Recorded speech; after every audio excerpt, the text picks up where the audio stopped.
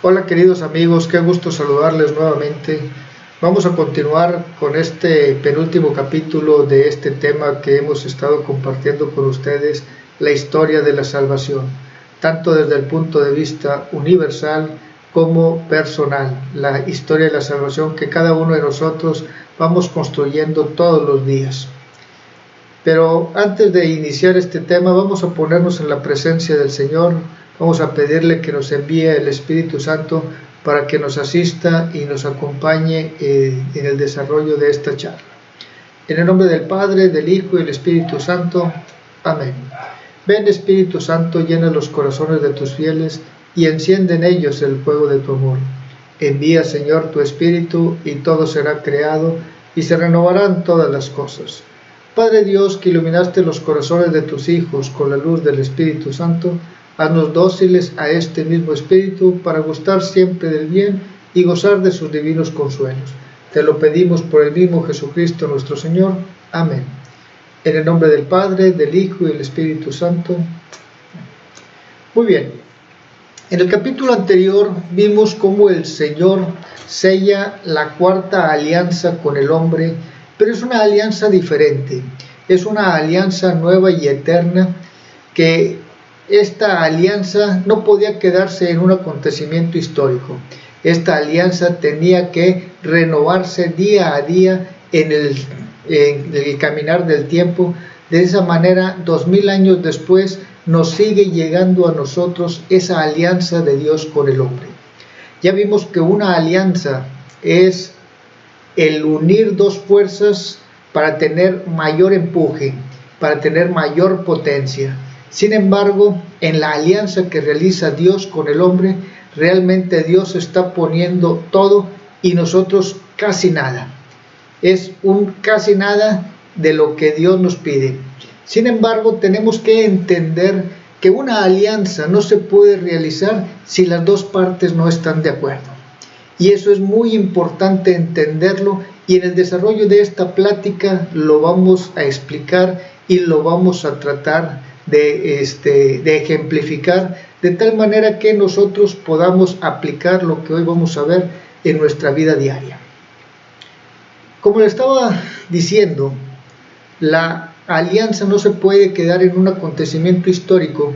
Por eso Jesús, desde el momento en que inicia su actividad pública, escoge a 12 discípulos. Discípulo es aprendiz, 12 personas que estaban aprendiendo del maestro. Una vez que el discípulo aprende, se convierte en enviado, se convierte en apóstol. Pero primero tiene que aprender para después ser enviado a una misión. Y de esa misión es la que reciben los 12 apóstoles. Sin embargo, de los 12 que escogió Jesús, uno lo iba a traicionar. Durante 3 años lo estuvo acompañando, y aquí es bien importante que nosotros veamos esta escena muy detenidamente. Jesús escoge 12 discípulos, y cuando llevaba 3 años de estarlo acompañando, en el momento de la institución de la Eucaristía, de la cual ahorita vamos a hablar, Jesús les dice: uno de ustedes me va a entregar. Uno de ustedes me va a entregar, y esa persona que lo va a entregar significa que esa persona lo va a traicionar. Los discípulos se preguntaban entre sí: ¿quién será? Eso es algo bien importante, y aquí debemos de hacer un alto para que nosotros visualicemos cómo es la figura de Jesús. Un Dios de amor, un Dios que durante 3 años trató igual al que lo iba a traicionar que a los otros 11. Por eso los 11 no sabían quién lo iba a traicionar. Por eso los 11 se preguntaban: ¿quién será? Porque Jesús nunca le dio un trato diferenciado a Judas. Judas Iscariote, no lo confundamos con Tadeo. El Señor lo trató con el mismo amor. Judas entrega al Señor, y después de haber cometido su pecado, y cuando ve que Jesús va a morir en la cruz, que es condenado a muerte, Judas va y se ahorca. ¿Por qué se ahorcó Judas? Porque no tuvo el valor de pedirle perdón a Dios. El pecado que cometió Judas, si se hubiera arrepentido, Jesús lo hubiera perdonado. Y eso es algo de lo que nosotros debemos de tener clara conciencia. San Pablo nos dice, donde abundó el pecado, sobreabundó la gracia. No importa el tamaño de nuestros pecados, cualquier pecado, sin importar el tamaño, el Señor nos lo perdona. De eso vamos a hablar un poco más adelante. Entonces Jesús llama a 12 discípulos, uno lo traiciona, quedan 11. Jesús es condenado a muerte, y cuando es condenado a muerte, se inicia el sello de la alianza. Esa alianza que un día antes en la noche Jesús les profetizó a los discípulos.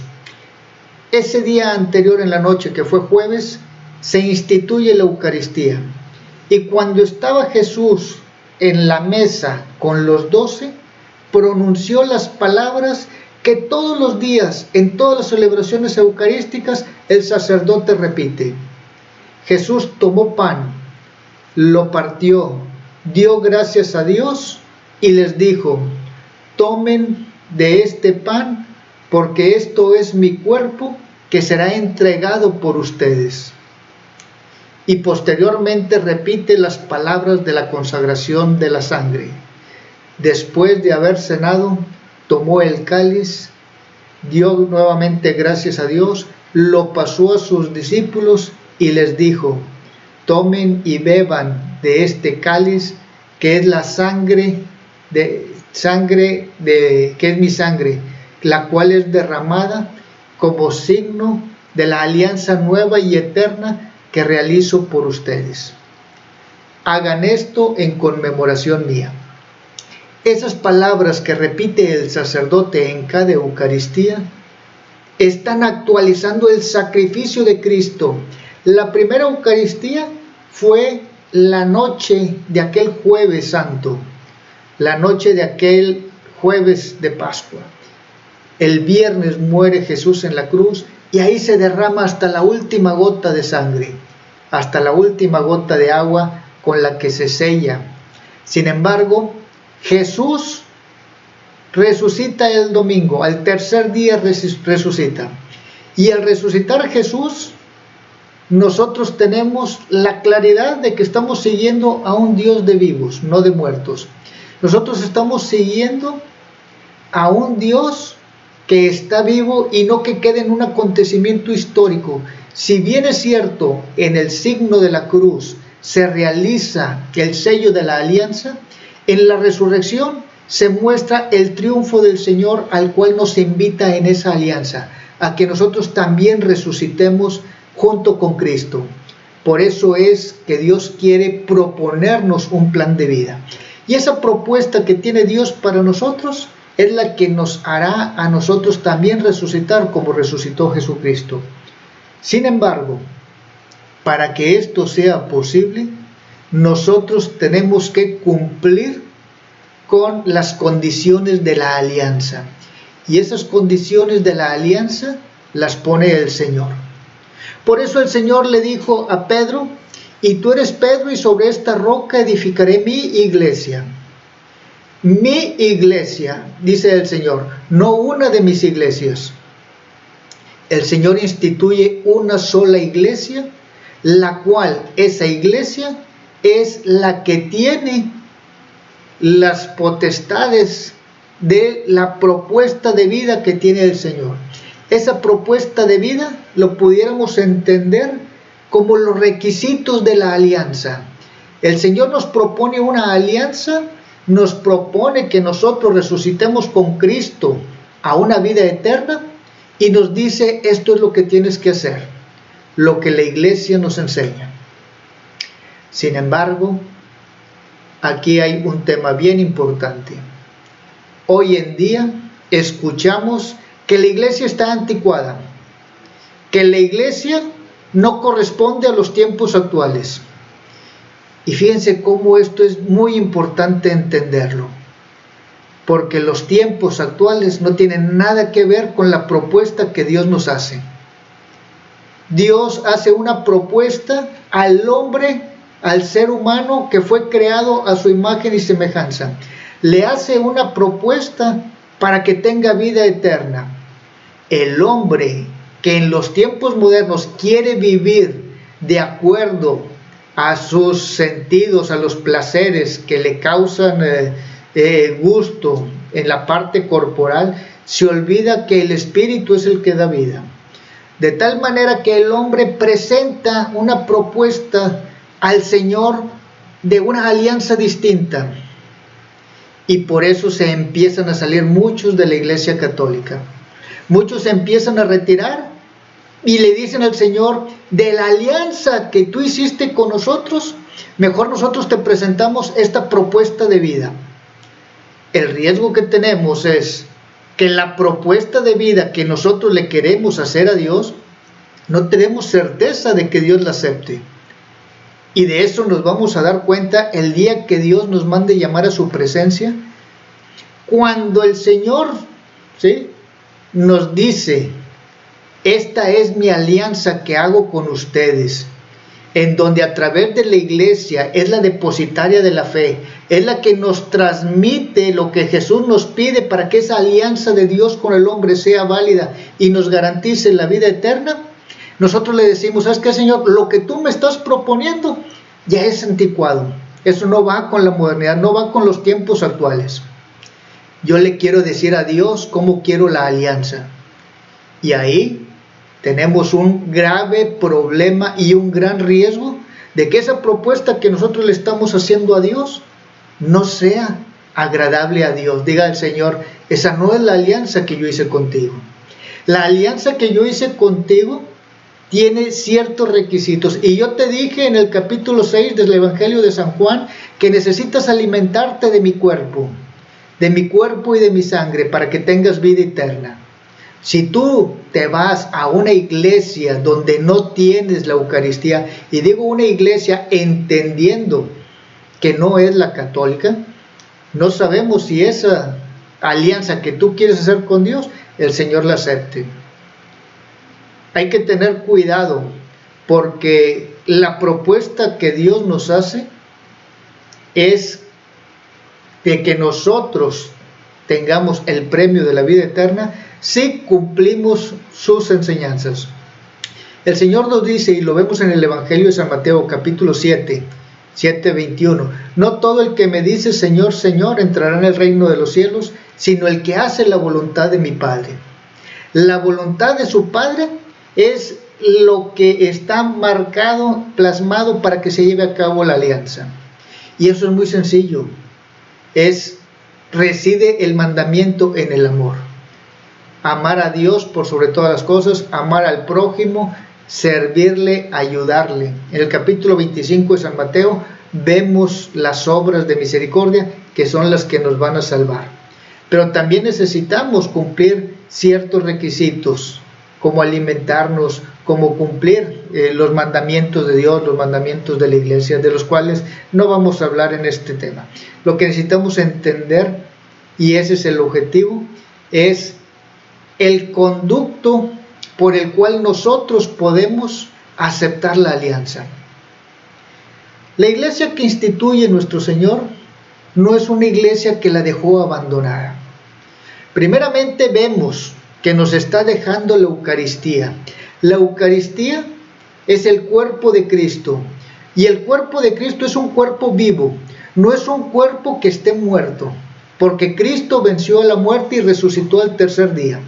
Entonces lo que nosotros nos estamos alimentando es el cuerpo de Cristo.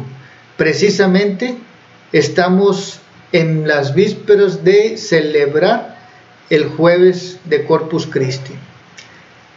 ¿Qué significa esto? Significa que Jesús está acompañando a toda la iglesia.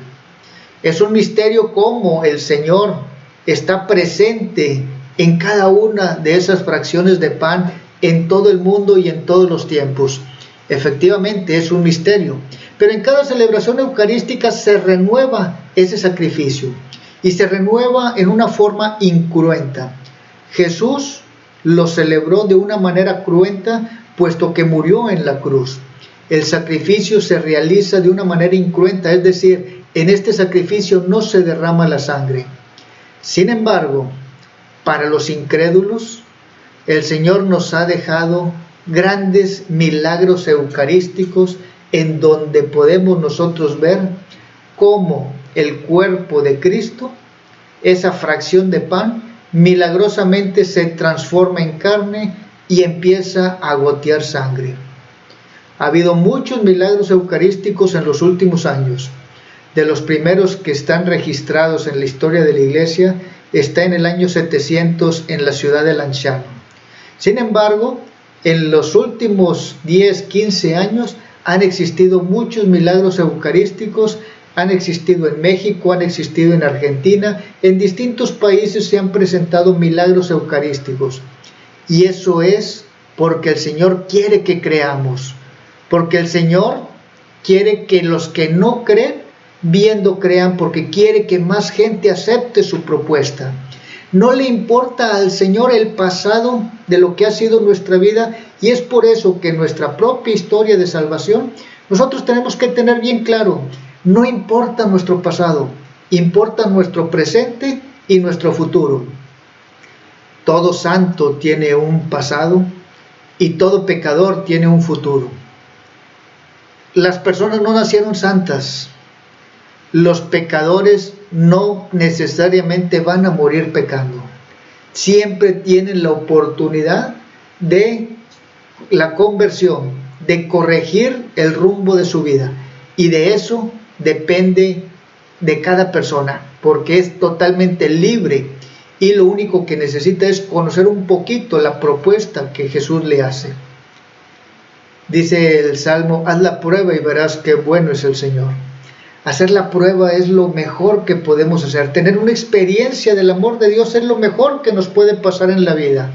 Quien ha tenido una experiencia del amor de Dios sabe lo que esto significa. Es algo que no se puede expresar con palabras. Si alguien me dijera, explícame a qué sabe una manzana, ¿cómo le podría yo explicar el sabor de la manzana? Le podría decir que es un poquito dulce, un poquito acidita, que tiene una consistencia más o menos durita, pero que se deshace en el momento de morderla. O sea, le puedo decir 1000 atributos o 1000 características, pero nunca va a saber realmente a qué sabe una manzana hasta que no la pruebe. Lo mismo pasa con el amor de Dios. Mientras uno no lo experimente en su propia persona, no va a saber, por más que nos lo expliquen. Quien ha tenido una experiencia del amor de Dios sabe que vale la pena dejar todo para seguir al Señor. Por eso habla Jesús de la parábola de aquel mercader que encuentra la perla preciosa, vende todo lo que tiene para comprar esa perla. O de aquella persona que encuentra el tesoro, vende todo lo que tiene para comprar ese terreno donde está ese tesoro. Porque sabe que la propuesta que Jesús nos realiza por mucho supera cualquier placer de esta vida. Esa es parte de la propuesta de Cristo. Y esa propuesta está en su iglesia. Ninguna otra iglesia nos garantiza que podamos nosotros tener la salvación. Nos garantiza que el hombre puede buscar hacerle una propuesta a Dios, pero no te garantiza que la propuesta que el hombre le hace a Dios realmente sea aceptada. ¿Por qué? Porque ninguna iglesia tiene los sacramentos, solamente la Iglesia Católica. Los 7 sacramentos que tiene la Iglesia Católica fueron instituidos por Jesucristo. ¿Qué es un sacramento? Los sacramentos son signos sensibles que confieren la gracia santificante y fueron instituidos por Jesucristo. Signos sensibles que confieren la gracia santificante. ¿Qué es la gracia? La gracia es lo que nos une a Dios. Y podemos hablar de gracia que habita en nosotros, que es la gracia que recibimos nosotros en el bautismo. También podemos hablar de gracias actuales o gracias transitorias, que son auxilios sobrenaturales que Dios nos hace. El Espíritu Santo habita sobre nosotros, nosotros lo recibimos en el sacramento del bautismo y lo recibimos en el sacramento de la confirmación. A Jesucristo, su cuerpo y su sangre, la recibimos en el sacramento de la Eucaristía. Cuando nosotros nos hemos equivocado y cometemos pecados, el perdón de Dios lo recibimos a través del sacramento de la reconciliación. El Señor les dijo a sus discípulos, que están representando a toda la jerarquía de la iglesia: a quienes ustedes les perdonen los pecados, les quedarán perdonados, y a quienes ustedes se los retengan, les quedarán retenidos. Qué maravilloso que una persona que tiene las mismas debilidades que yo me puede regresar la unión con Dios, me puede restituir la gracia que yo perdí por mis errores. ¿Y por qué me confieso con un sacerdote? Porque el sacerdote es un ser humano de carne y hueso, igual que yo, igual que tú. Es un sacerdote que también está expuesto a las tentaciones y que también lucha por vencerlas y que a veces comete errores porque somos humanos. Y por eso el sacerdote me comprende a mí. Me comprende cuando yo cometo un error, me comprende cuando yo he traicionado la propuesta de vida que Dios me ha hecho. Pero Dios está siempre dispuesto a decir: no te preocupes, no importan tus errores, regresa otra vez a la propuesta que yo te estoy haciendo y seguimos adelante. Te renuevo mi propuesta, te renuevo mi alianza. Cuantas veces te equivoques, cuantas veces estoy dispuesto a renovar la alianza que tengo contigo. Porque Dios nos ama y porque para eso vino Jesús, para hacer una alianza en donde todos los que aceptemos la propuesta resucitemos con Él, resucitemos con un cuerpo glorioso también. Cuidado con otras denominaciones religiosas, porque esas son propuestas que que el hombre le está haciendo a Dios. No es la propuesta que Dios le ha hecho al hombre. Cuando nos dicen que la propuesta de la iglesia está anticuada, es un error, porque la propuesta de Dios está fuera del tiempo. Dios nos invita a la eternidad, y la eternidad es una realidad que está fuera del tiempo del cronos. El cronos es el tiempo que nos mueve a nosotros los hombres. Cronológico, cronos es el tiempo, es la medición de todos los días. Sin embargo, Dios se mueve en un kairos. Kairos es el tiempo de Dios. Kairos es un eterno presente. La iglesia no está sola. La iglesia está asistida por el Espíritu Santo. Si fuera solamente el hombre el que estuviera dirigiendo la iglesia con iniciativas humanas, esto no hubiera durado 2000 años. Cuando nos dice San Pablo, siempre habrá persecuciones sobre la iglesia, si yo no estuviera asistido por el Espíritu Santo, si yo no hubiera tenido una experiencia de Dios, pues de ninguna manera iba yo a estar sufriendo de esa manera. Precisamente porque he tenido una experiencia de Dios, porque el Espíritu Santo con sus 7 preciosos dones me asiste y me acompaña, por eso puedo yo luchar contra las adversidades de este mundo. Por eso puedo yo luchar por mantener la propuesta de vida que Dios me ha hecho. También, como lo dije ahorita, en la Eucaristía Cristo está con nosotros y la iglesia es de Cristo. Cristo es la cabeza de la iglesia, nos dice San Pablo en su carta a los Corintios. Cristo, cabeza de la iglesia, y nosotros somos su cuerpo, el cuerpo místico de Cristo. Y como todo cuerpo, tendríamos que también tener claridad que cada persona tiene lugar en su iglesia, tiene un lugar distinto. En un cuerpo, ninguno de los órganos está duplicando sus funciones. Podrá ser que se compartan o distribuyan la función. Por ahí puede decir, es que tiene 2 manos. Bueno, las 2 manos le ayudan a cargar. Por ahí podrá decir, bueno, es que tiene 2 riñones. Los 2 riñones se ayudan a purificar los líquidos que tenemos que desechar de nuestro cuerpo. Pero cada miembro de nuestro cuerpo tiene una función. La mano tiene una función y la mano no se mete con lo que hace el pie, ni el pie se mete con lo que hace el oído, con lo que hace la boca, con lo que hacen los ojos. Cada parte del cuerpo tiene una función y así nosotros dentro de la iglesia, cada uno de nosotros tiene una función. Yo no puedo envidiar lo que hace otra persona porque Dios le da a cada quien una misión dentro de la iglesia. La misión es personal e intransferible. Dios te está encomendando a ti una misión propia para ti. Una misión que si tú no lo haces se quedará sin hacer. Una misión de donde deriva la palabra misa. La misa es el envío. Misión es el envío de lo que nosotros hemos recibido como encargo. Cuando concluye una celebración eucarística, el sacerdote nos dice a vivir lo que aquí hemos celebrado. La vida de lo que nosotros estamos llevando a cabo es lo que celebramos en la Eucaristía, y en la Eucaristía nosotros nos renovamos en la alianza con Cristo y nosotros nos renovamos en la propuesta que tenemos que hacer y en cumplir nuestros encargos que el Señor nos hace. Dice Jesús: el que quiera ser mi discípulo, que cargue su cruz y me siga. Nosotros tenemos que cargar la cruz. Todo esto nos lo enseña la iglesia y todo eso es posible porque nosotros estamos celebrando esta alianza 2000 años después de que Cristo la realizó. 2000 años se lleva renovando permanentemente esta alianza. En cada celebración eucarística es la alianza que se renueva.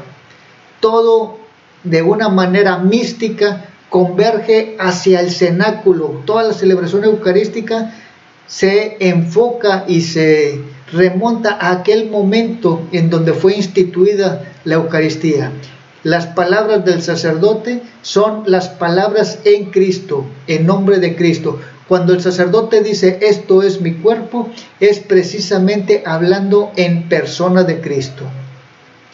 Por eso es que la Iglesia Católica, que es la administradora de los sacramentos, es la que nos garantiza que la propuesta que Dios nos hace se va a cumplir y nosotros tendremos vida eterna. El Papa es el sucesor de Pedro. Los obispos son los sucesores de los apóstoles. Cada uno de ellos tiene a su vez presbíteros en cada una de las parroquias o en cada uno de los templos. Y nosotros, como pueblo, nos sujetamos a la acción y a la dirección que los sacerdotes nos encomiendan, que nuestro obispo nos encomienda, que el Papa nos encomienda. Vivamos la propuesta de Cristo porque vale la pena. Vivamos las enseñanzas de Cristo dentro de la Iglesia Católica. Cuando nos equivoquemos, acudamos al sacramento de la reconciliación. Dice el Señor que en el cielo hay más alegría por un pecador arrepentido que por 99 que no necesitan arrepentirse. En el largo del camino que tiene nuestra vida, probablemente nos hemos equivocado. Bueno, no probablemente, nos hemos equivocado y Dios nos ha perdonado y Dios está siempre deseoso de que nosotros vivamos en plenitud. Hay una parábola de la fiesta de bodas con la que quiero terminar. Un rey mandó a sus sirvientes a invitar a todo el pueblo a que acudieran a una boda porque su hijo se casaba. En el pueblo mucha gente empezó a disculparse y unos decían que tenía que atender sus negocios, que tenía que ir a ver a sus animales, que tenía que ir a ver su ganado, su siembra. Se empiezan a disculpar y no asisten y desprecian la invitación del rey a la boda de su hijo.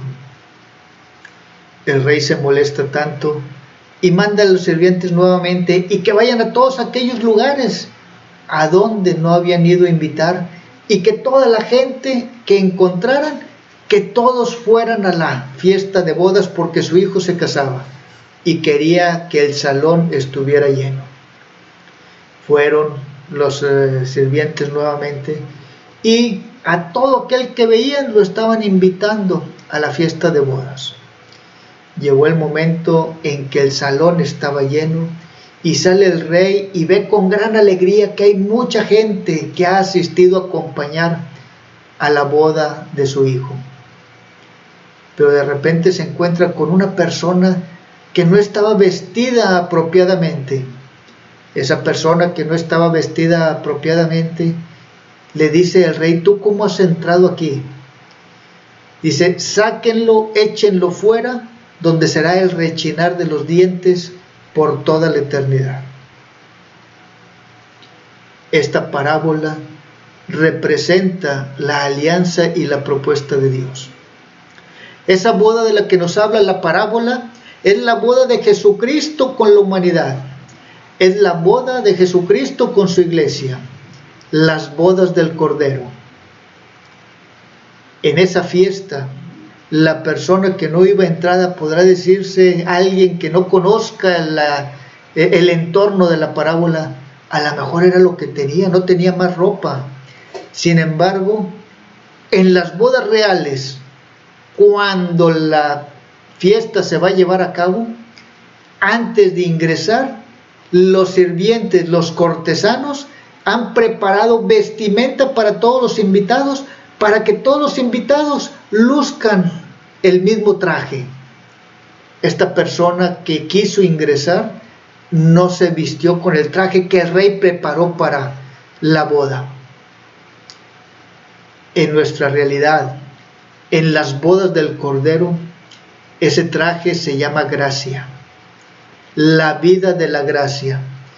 Y el traje que nosotros debemos de vestir debe ser totalmente puro, porque es como nos debemos de presentar en la boda del Cordero, en las bodas del Cordero.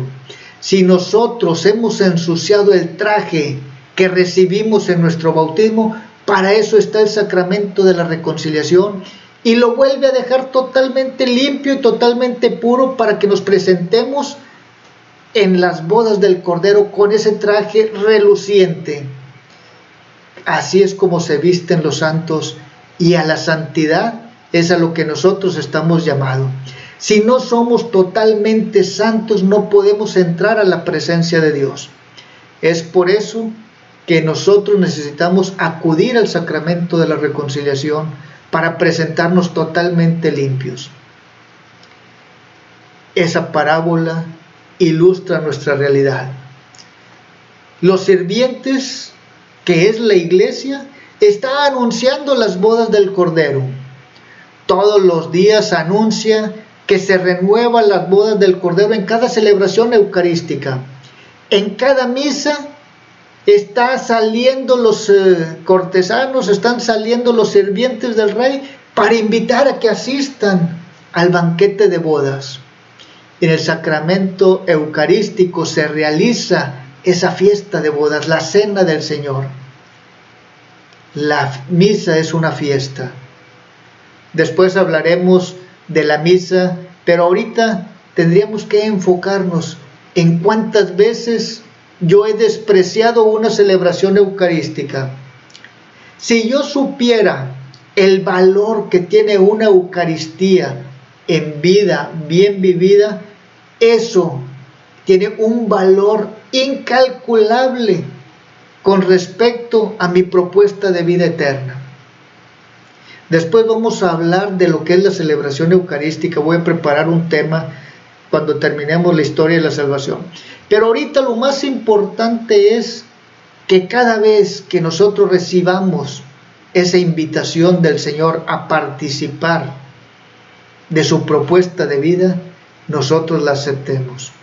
La iglesia está renovando la propuesta de Dios y renovando la alianza que quiere hacer con nosotros.